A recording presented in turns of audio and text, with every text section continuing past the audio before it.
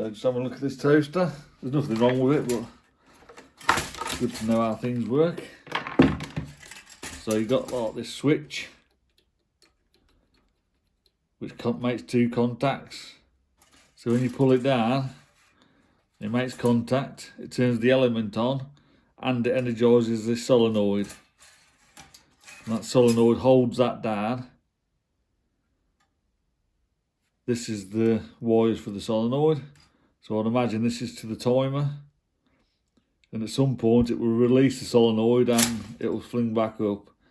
Disconnect the coil, the heating element. So pretty simple really, but good technology. The only things you can really test are, so I've got it on continuity, the switch.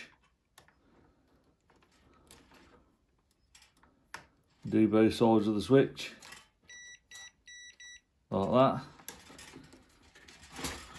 You can take a reading of the coil for the solenoid.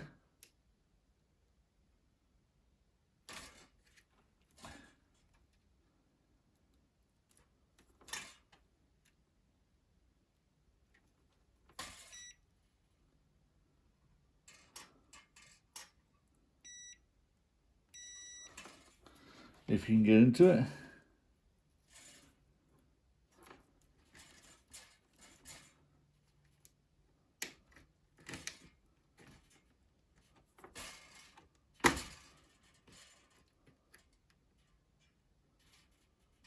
I'll get a reading in a minute ago. Well.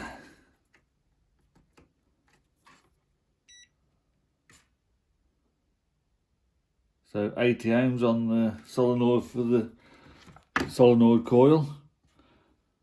I don't know what this is. I would say it's some sort. It connects to the body and to the neutral. Might be some sort of current sensing device or something that controls the solenoid via the board, but I don't know.